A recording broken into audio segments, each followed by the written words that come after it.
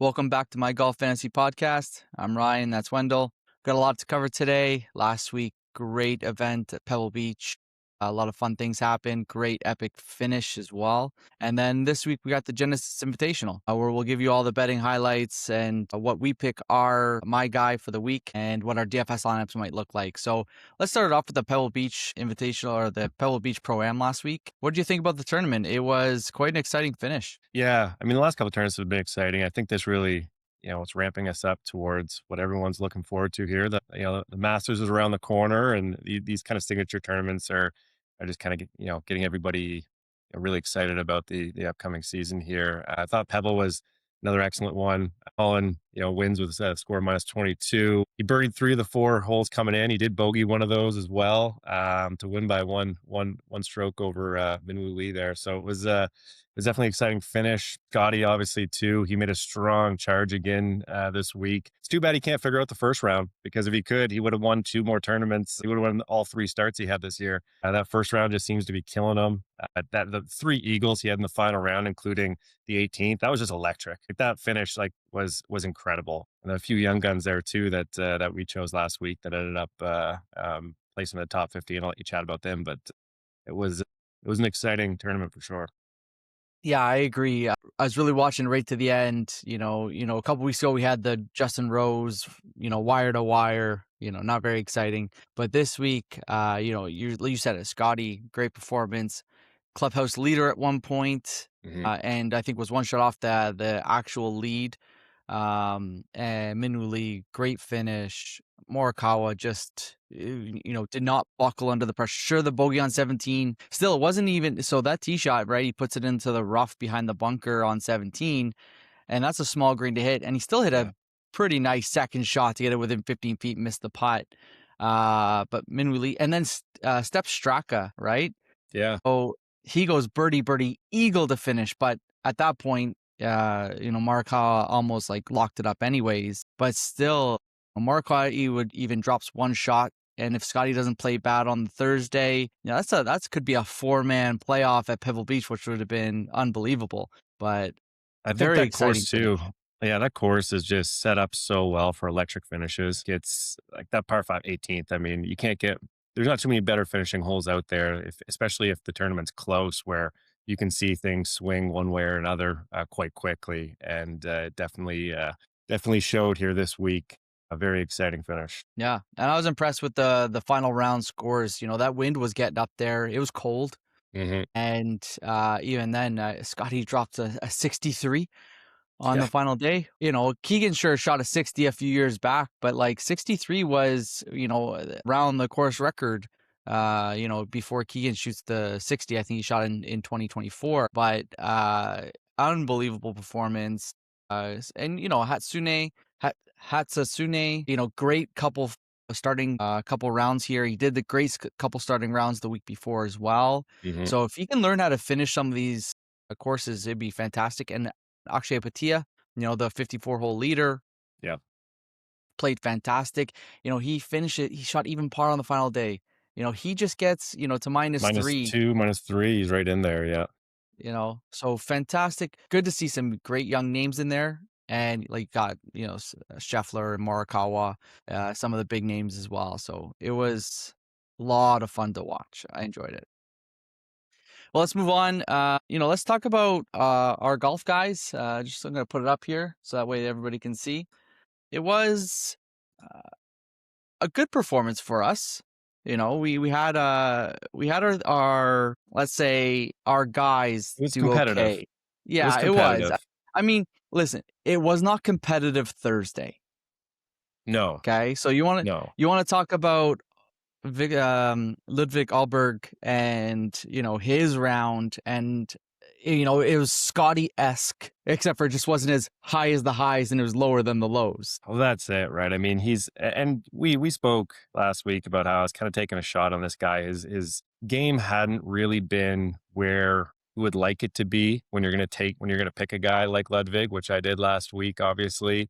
Um, But that being said, I mean, he came out round one, shot 75 plus three. At that point, I'm thinking, okay, like there's no chance I'm beating Ryan's my guy Russell. It's going to be a long shot here, but he really rebounded well. I mean, obviously after round one, shot a 69 minus three in round two, 66 minus six in round three, and at that point, I'm like, okay, this is getting a little bit more competitive here. I think at that point his game really started to come around, and even into the final day. I think how many did you get me by? Two strokes, I think. Two strokes I think it to was 3, I think, three. yeah, you had finished minus Yeah. 12, I got minus 15, so 3 Yeah. shots. And he ended up shooting a 67 minus five in day four. So I mean, had day one been, another minus four, minus five performance, I mean, now we're talking about a guy again coming in the top 10 instead of 37th, right? So Ludwig just, I think his game, it's trending in I don't think it was a bad pick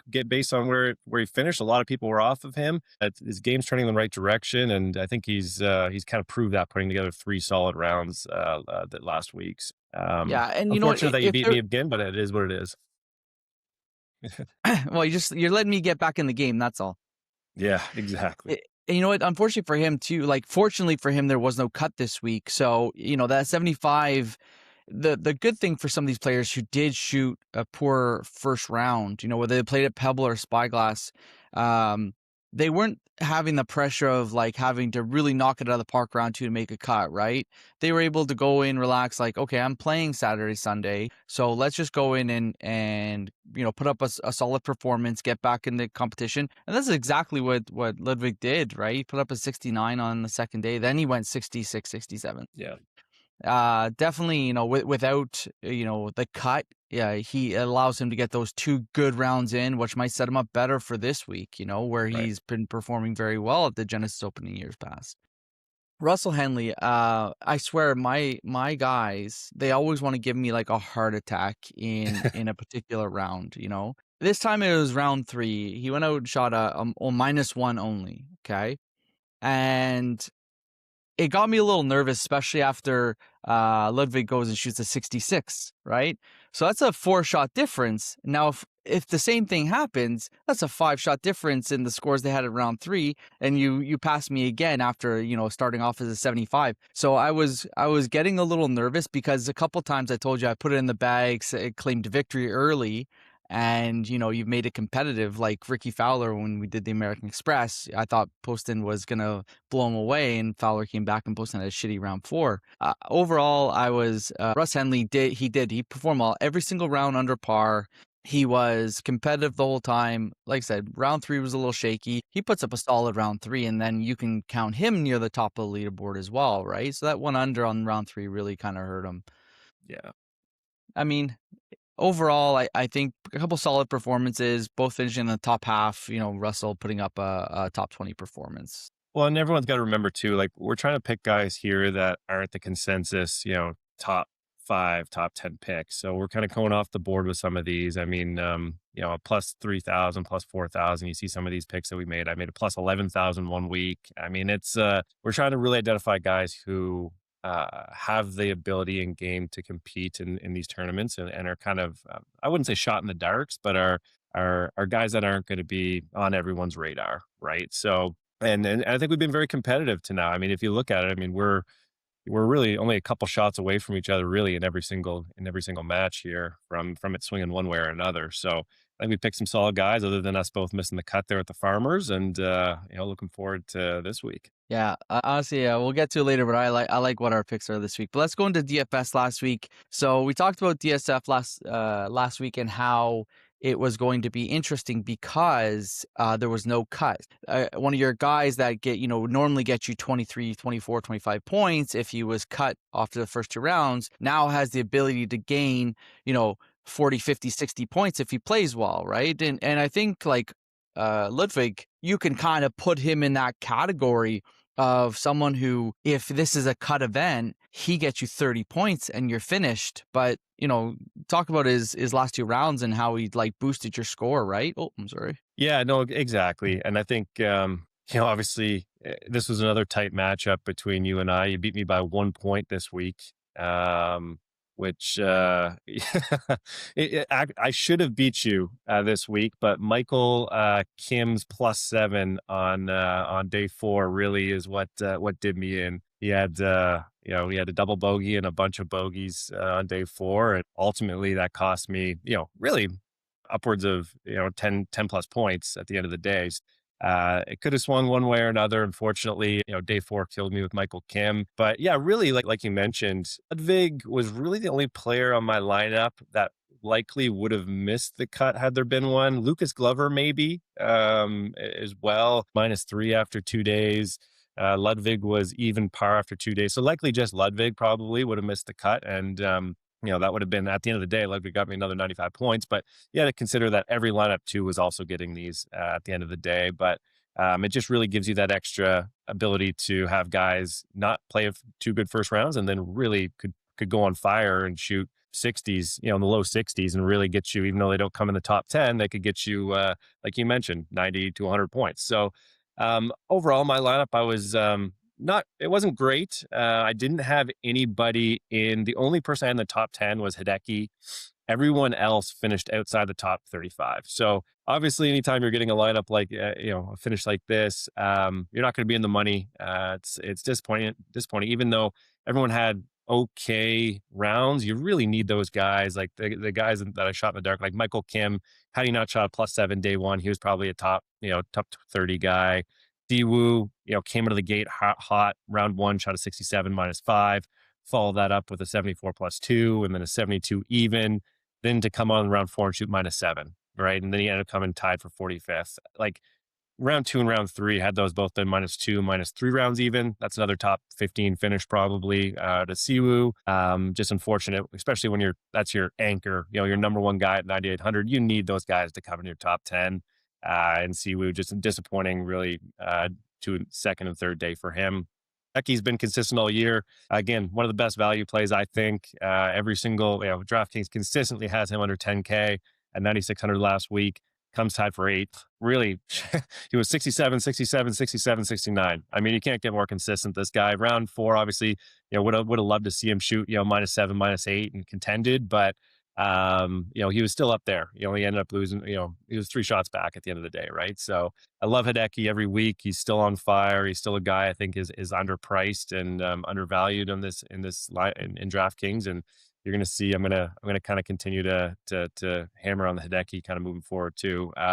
Justin Rose tied for 37th. He was kind of really okay fit, okay, especially at 9,400. I mean, I would have loved to have that guy come top 25. He was across the board, really didn't do a whole lot. He had one eagle, which was helpful, but 69, 70, 68, 70. I just wasn't really anything too exciting out of his rounds. He was consistent, but not didn't have any of those high ceiling kind of rounds that we would have expected out of Justin last week, being a previous winner there. We already talked about Ludwig, so I'll kind of skip over him. He obviously had a poor round 1, but came on in round 3 and round 4. I do like where his game's trending. Michael Kim, as I mentioned already, +7 in round 4, really killed this lineup. Could have been a win for me, but unfortunately, Michael had a rough round 4 and ultimately ended up handing you the win. And then a guy that we both had, Lucas Glover. He was a guy we were both hesitant to pick. It was the reason being because he hadn't played yet this year, but his performances at Pebble were so great, and being at 6,300, he was a guy that you could kind of toss into a lot of lineups where you had 2 or 3 big hitters, right? And so it's unfortunate that he had a bad round 1 and round 3, but round 2 and round 4 being 68 and 69 respectively. It was an okay first tournament for Lucas. Just unfortunate that he didn't kind of have a better showing, especially where he was only 3% owned. He could have really skyrocketed us up a lot of the leaderboards on DraftKings. But yeah, overall that gave me 510 fantasy points and the loss by 1 measly point to you, which I was very upset about. You know what? I think I jinxed Siwoo because he got off that hot start, and I sent you a message, be like, "Hey, look at him at the top of the leaderboard," and you told me to shut up. And I think Yeah, I ruined it for you I think I because sent he you was, the shush emoji. Let's not. You definitely jinxed Siwoo, unfortunately, but yeah, it was yeah. unfortunate. No, you know what? I agree. I had the similar feeling. That our top guys that weren't our top guys. Rose was my top guy. He was in your lineup too. So you mentioned it just didn't have one of those days, right? He had solid performance, like very steady, but nothing spectacular to kind of put him near the top of the leaderboard, maybe get him a little more energized for a Sunday push.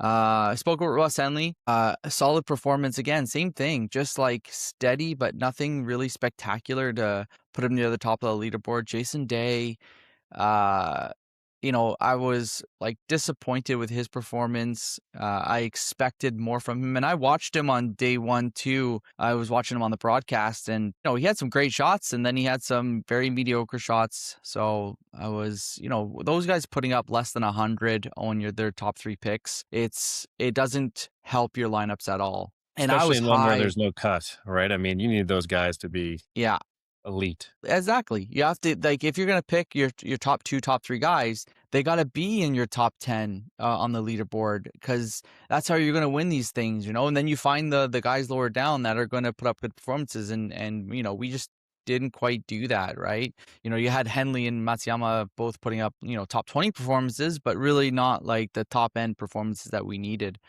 And I was so high on Daniel Berger. I put a clip out last week of how much I was enjoying his game and how much he was coming back from something, and then he shit the bed.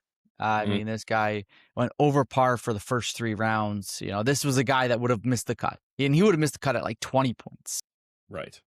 Yeah, and so yeah, sure, you get an additional 30 points out of him, but I mean, it wasn't until the fourth round where he shot 4 under that he, put up any kind of hope for me. And Ryan Gerard was doing well too. He actually had a pretty good performance, but you know what? I'm most impressed with Jacob Bridgman. Okay, and remember last week I was talking about he hasn't played this course.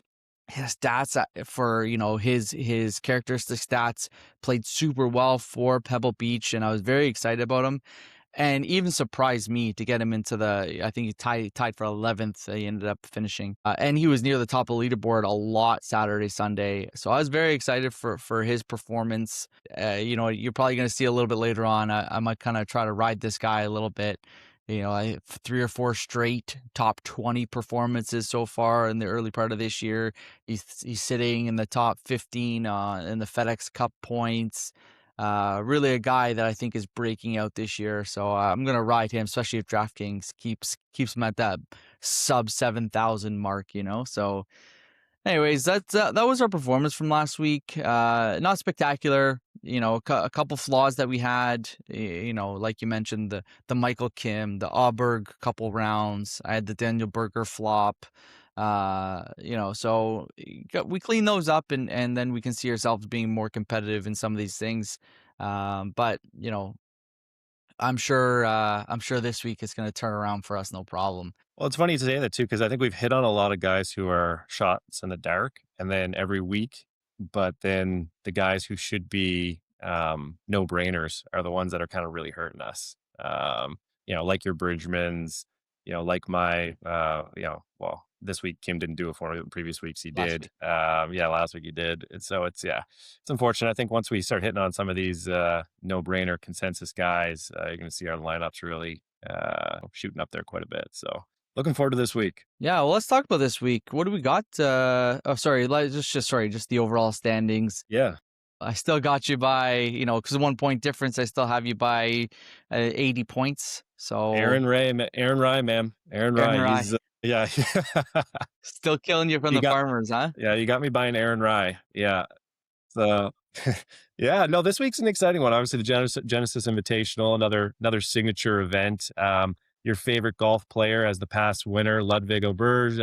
Last week, last year, won this at -12, beating Maverick McNeely by one shot. It's a very interesting course. Par 71, 7,383 yards this week. It's going to vary slightly day to day, but roughly around there. It's your kind of classic Parkland shot makers test with really tight corridors around everything here. A lot of risk reward too. The cut this week is also different. Top 50 players in ties, or anybody within 10 strokes of the lead after 36 holes. Something to keep an eye on, as it is a slightly different structure than their typical. These are the greens here are firm and fast. They're POA greens, so something you're going to see me talk about a little bit with some of my picks, or guys who are really comfortable playing on these types of greens. It's definitely going to be challenging because there are a lot of smaller greens here too, which I'll talk about. I wouldn't say they're below average in how small they are, but there are some that are definitely below average and others that are a little bit larger. We're going to see a lot of tight fairways. Rough is going to be a huge factor here. This is where guys are really going to, lose a few strokes. I can't even say the type of rough it is. It's Kikuyu rough. Really clings to the ball apparently, and can quickly turn these minor misses into kind of really big numbers. The approach play I think is going to be paramount here at Riviera. It always is. But we'll talk about kind of that in a second when it comes to some of those strokes gain stats. Some of the interesting things here. One of the most challenging parts of this course are the par threes. Average is roughly about 200 yards. The par threes average around 200 yards, as well as the par fours. You're going to see a lot, like unlike last week, where guys had a lot of wedges in. You're going to see a lot of guys with mid to maybe even long irons into some of these par fours. You're seeing par fours in like that 450 to 500 range. It's going to test both long and wedge play. So you're going to really get to see a player's entire game when it comes to their approach shots and really every club. I talk about some of the signature holes here on the front nine. Hole one's par five, reachable opening par five, which makes it exciting. The hole four is a par three, long par three. It's going to be demanding a lot of precision from players. I believe it's about 215 yards. Hole six, it's the famous for bunker sitting in the middle of the green. So it's going to force guys for a lot of creative choices for the approach play. You're going to see some guys end up in this bunker and have to figure it out. It's kind of it's very unique. You don't see that too often on tour. Act 9, hole 10. This is often hailed as one of the most strategic short par fours in golf. True risk reward tests. Placement really matters here. You're going to see guys go for the green, miss the green. You're going to see guys end up in the greenside bunkers. This green is very narrow, and where they're fast, you're going to see guys hitting it out of a bunker into another bunker often, if they mishit it at all. Something to keep in mind. And then hole 12 and 15 are par fours, and they're among the toughest on the course. But in that kind of, just as they round the turn, they get into the 12 to 15 range. That's when you're going to see a lot of guys just trying to hold on, shoot even par through those holes. They're long, they're typically into the wind, and they're surrounded by a lot of hazards. So those holes are kind of the corner there that is going to really make or break some of these guys' rounds. And then you finish on a par 4 18th that's 499 yards. So it's uphill, blind tee shots into a kind of a stadium style green. Really dramatic end on Sunday, and it's going to be an exciting hole where I think we're going to see a lot of bogeys, but guys who are just again trying to make par here and get out of there with a good score. So anything you want to mention in regards to the course, Ryan, or jump into strokes gained here? Yeah, you know what? I'll go through the stats in a second, and the biggest thing for me is that back nine, right? That is a tough back nine, especially coming in at the end of a round.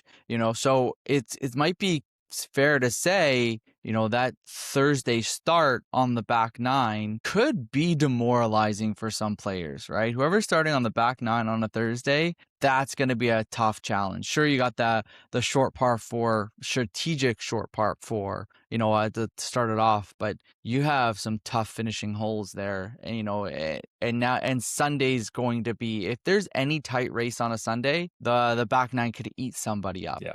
right? So it's going to be an exciting finish, but it leads to our what stats we picked for this week. So strokes gained on approach from 175 to 200. There's this relatively long course, and it's a long course for the sake that you can't just bomb it out there and be fine with it and say, oh, I'll just, wherever the ball lands, I got my 150 yards in or less, right? This course is strategic, and the greens are fast, like you mentioned, right? So if you're going to be anywhere in contention, your strokes gained from 175 to 200 out, where you're going to be hitting 6 to 7 shots, maybe even 8 shots per round from this distance, sticking it on that fast green, sometimes strategic greens like you mentioned, that's going to be very key. If you don't have your long iron, mid to long iron game dialed in, you're going to struggle here big time, right? And I'm sure you get to it when you talk about Hideki again later in the show. But so very, very important. And then, like you mentioned, the long par fours. This course has 6 par fours longer than 450 yards, right? So a third of the holes are deep par fours, four of them on the back nine, okay, including the 18th. And you mentioned 12 and 15 as well, big And some ones. of them guys aren't going to be hitting driver off of either. Like it's just due to the strategic play and like the tight corridors they have to hit into. Like those long par fours, some of them guys are still hitting 3 wood or even less in some situations. So like the long iron play, like you mentioned, is going to come into play because of the strategic off the tee shots they're going to have to play here as well. They're not just going to be able to bomb at 350 yards and figure it out, right? So yeah, So, and that's why we picked par four scoring, right? So, guys who historically play par four, deep par fours well, they play them well because, if you take the stat as a whole, you're taking some par fours that are just dead straight, bomb it down the middle, and you keep going, right? But they also take par fours like this as well. So, players who perform well on long, deep par fours know how to play this properly, even if they're going to hit a 3 wood off the tee or a long iron, most likely a 3 wood, not a long iron. What they're going to do is they set themselves up for their best second shot. And if that's from, 205 and they, get a 6 iron on it and put it in the center of the green, because that's what they're comfortable with, they know this, right? right. Guys like Cam Young, just as an example, he's going to take driver and he's going to smash it down there as far as he can to try to have the shortest wedge in, right? That's what it feels like. To me, I'm not confident in somebody that has that kind of mentality, right? So that par four scoring, I think, is going to be very important. And then the last one, which is bogey avoidance.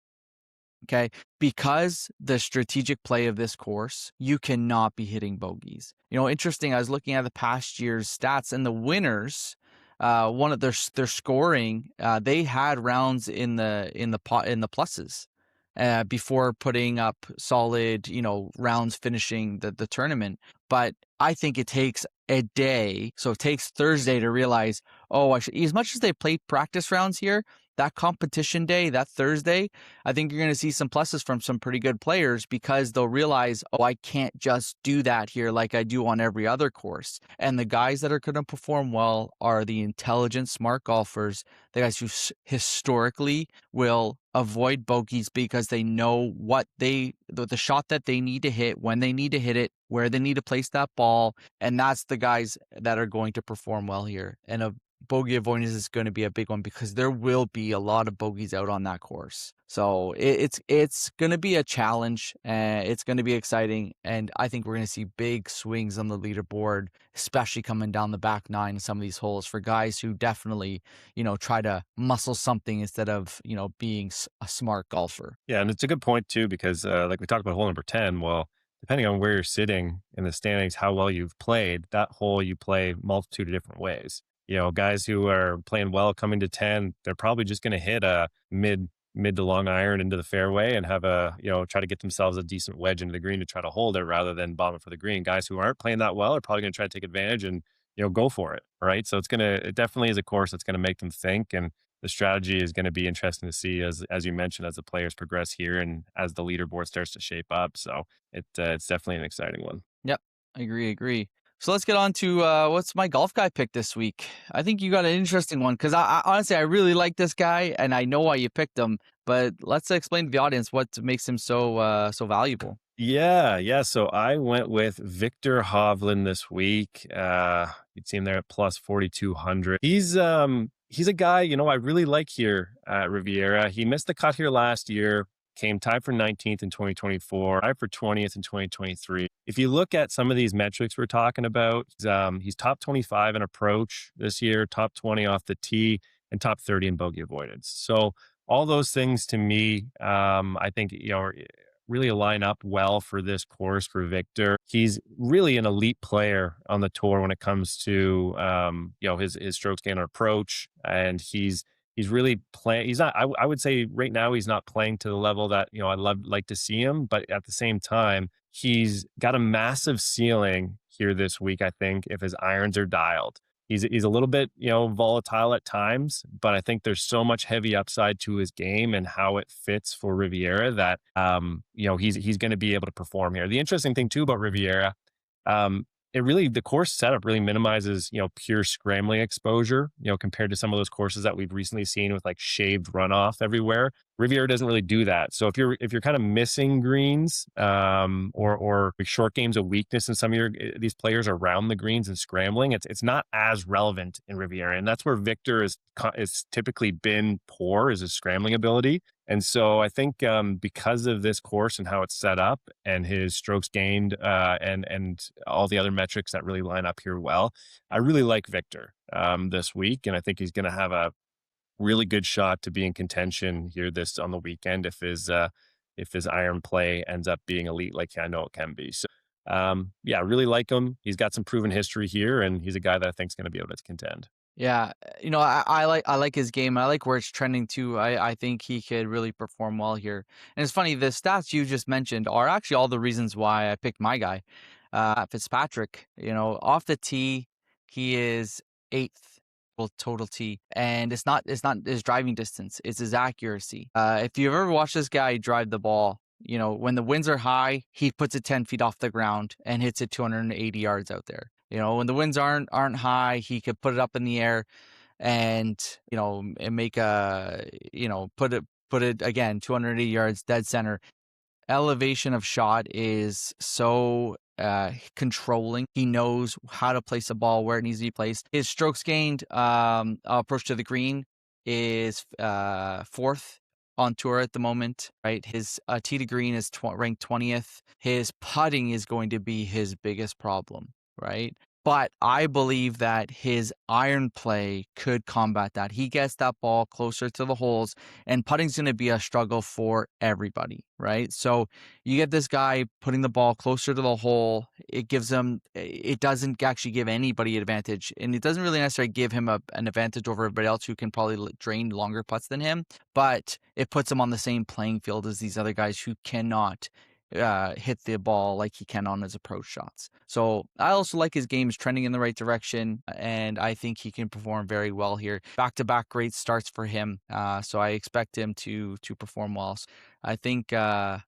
Fitzpatrick, from he's climbing the leaderboard week after week. At the Waste Management, I think he was at the top of the leaderboard after the first round. And maybe even had a 36-hole lead, or up tied for the second or third.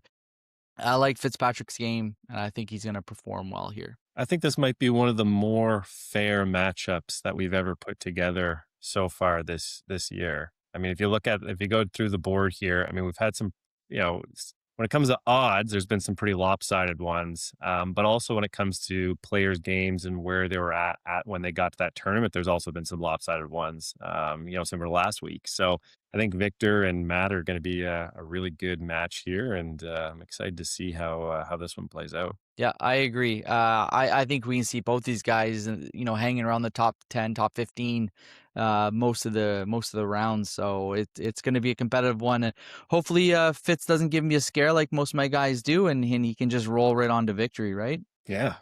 Let's move on to DFS. We got some pretty interesting lineups. Again, we decided to not talk about it, and took very different strategic lineups. So let's run through it, and what do we have at the Well, Genesis this week? yours is the more interesting one. So why don't you kick off the Scotty one? I think more people are going to be interested to hear how this one's composed. So yeah, why don't you kick off this one? Yeah, you know what, Scott, I cannot not take him. Okay, and he goes first, tied for third, tied for fourth. In his first three events of the year, Should and be like. all wins. And if he plays Thursday any better, these are all wins, right? He's within a shot or two every single time. So for that reason, what I did first, I said, I think I'm gonna take a Scotty lineup. I said, okay, who do I have that I can use with the Scotty lineup? And there's been weeks where I've said it before. I don't know if I like any of the guys in the 6,000-7,000 range that could put a competitive lineup together to take Scotty.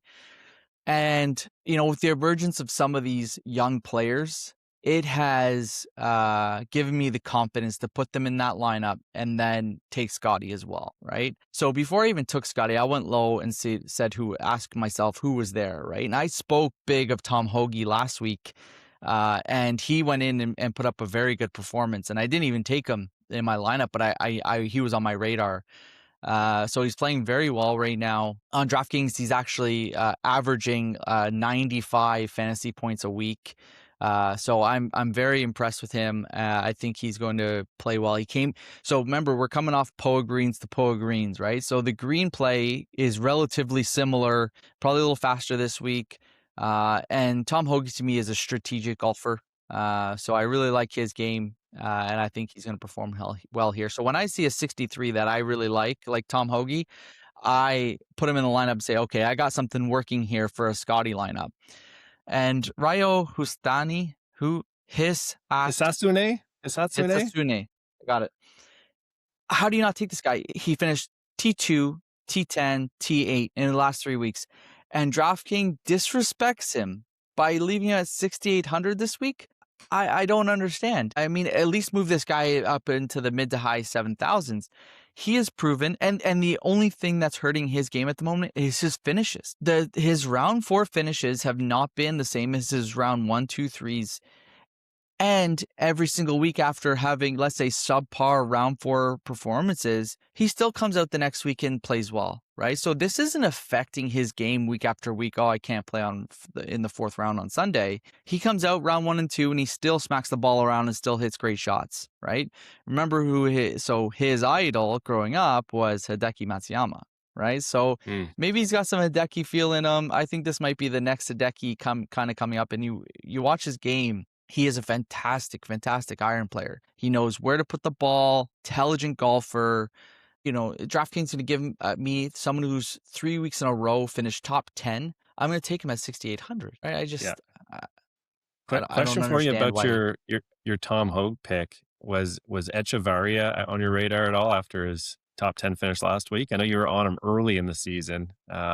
Did you even look at him this week? So I explained in previous weeks that I bench guys.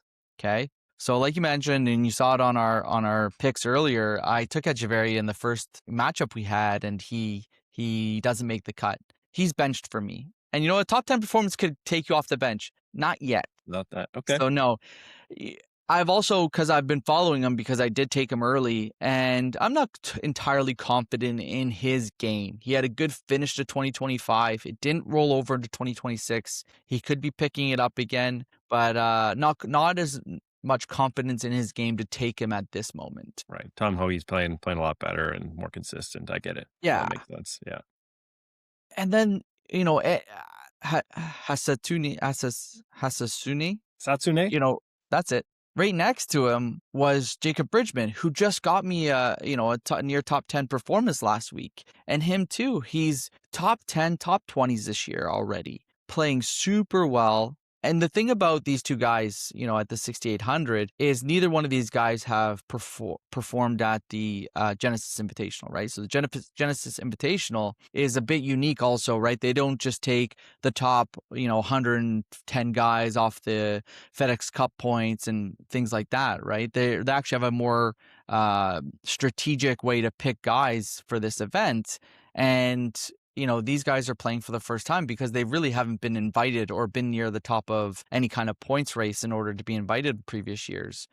Um, but I do think Bridgman also, he's hot right now. Solid performances last week, every single round, played super well. So I like his game. And similar, as much as this course is longer than Pebble Beach, the difference to me is, the same thing to me is that it both requires strategic plays off the tee, is strategic iron games. Sure, you're going to be hitting from further back instead of wedge play, but still intelligent golf with, some tight greens and some strategic playing, and Bridgman fits that for me. So that's why Bridgman's in my lineup this week. Now, as soon as I got these 3 guys, I got 3 guys in the 6,000s. I said, okay, perfect. Putting Scotty in there. And then I went with my golf guy, right? Matt Fitzpatrick, because I really like his game. I think he is well suited for this course. So for me, in Scotty and Fitzpatrick, I think I got, 2 top 5s, nailed down. Bridgman, Hatsune, and Hoagie. Sign me up for, top 20s, top 25s for all 3 of those guys. And so then, I have $7,500 ish to play around with. And I'll say this, Pearson Cody didn't play well last week, but he played well the previous weeks. and he is more of a, longer hitter than accurate hitter. But what I like about his game is that because he's long, I think he's gonna actually have a better shot into some of these par fours. I'm hoping of taking him that way, and his par five scoring, right? Which isn't Yeah. something that's I say that I want to stat here, but in DraftKings you get rewarded for hitting eagles. And this guy puts up eagles, and so I took Pearson Cody kind of as a bit of a flyer, from a guy that I had to pick in the mid 7,000s, and there was a couple options there, right? I don't have them, right in front of me, but I did look at others, and I think Cody was the guy that can give me the biggest reward. Very risky pick in this with this type of course and his type of play doesn't really necessarily suit him well, but I do think he can put up big scores if I guess low scores, if you want to call it. That could really reward you in a DraftKings type lineup. No, very good. No, I like that. You know what? I like that lineup. It's very difficult to make a Scotty lineup, and I think we've been on a few guys the last couple of weeks, Satsune and Tom Hoagie and Bridgman. These guys are trending in the right direction, playing really good so far this year. That, like you mentioned, I think your lineup, it makes it. I really like it. I think it makes it a lot easier to take Scotty when you feel confident in those bottom three guys, right? No, no, very good, very good. I mean, when it comes to mine, I took a slightly different approach. I went with a lineup that was a little bit more balanced, but I leaned in heavily into approach play or approach and iron play, as well as comfort on Poa greens. I think that they're a little bit difficult for guys to kind of get adjusted to, especially with how quick they are. And some of the previous course, obviously, they were still quick at Pebble, but it's just different, just slightly different environment. And so I went with the guy I've been taking every week. I don't know if I think it's been every single lineup except for the Scotty one I did. I went with Hideki first. I didn't really even have to look. I just kind of basically went into DraftKings, saw there was a bunch of guys, Scotty at 14, Rory 11, Tommy Fleetwood at 10-3, Xander Schauffele was at 9-8. And then there was Russell Henley at 9-6, and then there was this guy, Hideki. So I said 9,500. I still think that this guy should be in the tens. Like it just makes no sense to me based on his last, like all year, this guy's coming in the top 10, or it's or he's kind of in it on Sunday. And so with this, he was came tied eighth last week. He was tied 13th here last year at this tournament, won it in 2024. He's a top 10 guy in strokes gained approach. Tee to green, he's top 10, top 15 in bogey avoidance, and top 20 in par four scoring from 450 to 500 yards. So give me a guy like that, a previous winner here under 10K, and have him as my number one in my lineup. Like, absolutely. So, like, until DraftKings, recalibrate or recalculates how they're putting they're pricing these players, I'm going to take it, especially on one where iron play is so crucial. He's one of the best in the games. So I feel like he's really high ceiling, proven winner here. Has that tournament winning upside with his elite approach play. So again, sign me up all day. After Hideki, I went with my guy, which I've already talked about, Victor Hovland. So I won't get into it too much. He came tied 58th last week, missed the cut here last year. So those two things obviously are a little bit underwhelming. But he does have some proven experience of doing fairly well here. Tied for 19th in 2024 and tied for 20th in 2023. And he's top 25 in approach, top 20 off the tee, top 30 in bogey avoidance. So enough said with him. I already kind of went in depth. I think he's got a massive ceiling here if his irons are dialed. He's a little volatile, but a lot of upside. I went into the eights after that. So I kind of took two guys, Victor at 9,000, Hideki at 9,500. I then went to a guy who's trending in the right direction, I think. He's been playing quite well this year at 8,600. I thought he was a great pick, Jake Knapp. Last week, he was tied for eighth. At this tournament, he tied for 17th last year. He is top 15 off the tee this year, top 50 in approach. He's a little below average around the greens. But and as I mentioned before, based on how they cut these greens, I'm not as concerned. They play a little easier around the greens for scrambling purposes. So I'm not too concerned with his below average around the green play. But he's also top 35 in par four scoring from 450 to 500 yards. So another reason why I took Jake Knapp here. He's not a guy who's got a ton of Riviera history, but in the performances he has had here, he's done well. And he's also got a lot of par five scoring ability and upside. And I think he's got the ability to really go nuclear on some of these rounds. If his iron play spikes this week, I think he really smashes his value here. And as a guy that we can kind of look back at and say, hey, this guy should have been 9,000, 9,500, something along those lines. Really like Jake Knapp. From Jake, I really didn't have, at that point, I really have to dive into the sevens. I didn't have a ton left over. I couldn't really pick another guy in the eights unless I went down for a guy like Hisatsune or Tom Hoax. I decided to balance my lineup out and continue with guys who have strong history here as well as good iron play. And I went with Adam Scott at 7,900. He was last year, he was tied for 37th, tied for 19th in 2024, and he was 65th in 2023. So he's got some decent last 3 years specifically. He's been really good. He's also a multiple winner here. Past that, I didn't get into, in the, I think I forget exactly what years, but he's won here, I believe, two times. He's top 20 in approach, top 30 around the greens, top 15 tee to green, and top 20 in bogey avoidance, as well as top 25 in par score foring at 450 500. So again, all those things that we're looking at, a guy at 7,900 who's a previous winner here. I thought he was very underpriced given his Riviera history and his strong approach game. So I think he's really set up well to do well here. And he's always been an elite long iron player on the PGA Tour. So give me Adam Scott at 7,900 all day. I then jumped down to 7,700 with Keegan Bradley. He's a guy who hasn't been, this year so far. He's been making cuts. He's been playing all right. Last week he was tied for 29th. Last year he came 34th at this tournament and 36th in 2024, but also a tie for 10th in 2023. He's top 5 in approach, top 5 tee to green, top 10 in bogey avoidance. And although he's below average in putting and around the greens, I think if his putter is even average this week, he's going to contend. So he's a guy at 7,700. I think he's that kind of classic ball striker value play here for me, similar to kind of like, not quite at the Hideki level, but there's such high variance with him in a lot of elements of his game, but he's statistically sound for this Riviera golf course. And he's got some proven decent history here that I think, Keegan's game fits here very well. So he's really strong mid to long iron game. And as I mentioned, kind of in his par 4 scoring, I think he's set up to do really well here. And at 7,700, I think he's a really good value pick. And then I rounded my lineup out with a guy who hasn't been doing well so far this year, but he is extremely good on POA greens. It's one of the best elements of his game where he's actually above average, even though putting has been very inconsistent in a lot of different areas. But Max Homa, 7,100. He won this event in 2021, missed the cut here last year, tied for 16th in 2024 and second in 2023.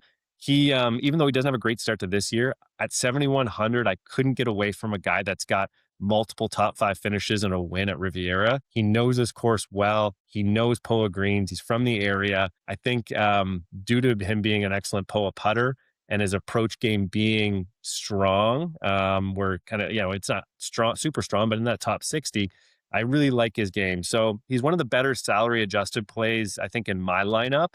Being a previous winner and solid results here, like again, it hasn't been great this year, but I like a bounce back here on a course that he knows well and he's won at. So that's kind of what rounded out my lineup. A little bit more of a balanced approach to you, and again, more of a strong ball striker lineup than anything. But I think I got one that's going to beat you here, unless Scotty goes nuclear. Yeah, I mean, I love the Jake Knapp pick. I had him on my radar to playing super well. And you know what, Max Homa, he's on my bench because I don't know if his mental game is anywhere near where it needs to be in order for him to continue to perform well. And that's honestly the only pick scares me. You took some veterans that are intelligent golfers, which I love that play. And Homa's the only one that kind of scares me. Otherwise, for me, that's He scares me too, man. He scares me yeah. too. But, I'm just hoping that the mental side comes around here this week just because he's so comfortable there. So I'm hoping that is kind of what changes things for him this week and gets his 2026 off to a better start here. Yeah, that's it. I mean, listen, those are the picks we got for you guys. It feels like a good week again, but we'll see by the time Sunday comes around how good or bad we are going to do this week at the Genesis Invitational. Any last comments, Wendell? Yeah, no, just everyone enjoy this tournament this week. It's an exciting one. Get your lineups in, and best of luck out there. it's going to be an exciting tournament for sure. Yeah. Let's enjoy it, guys, and enjoy your week. All right, see you everyone. See ya.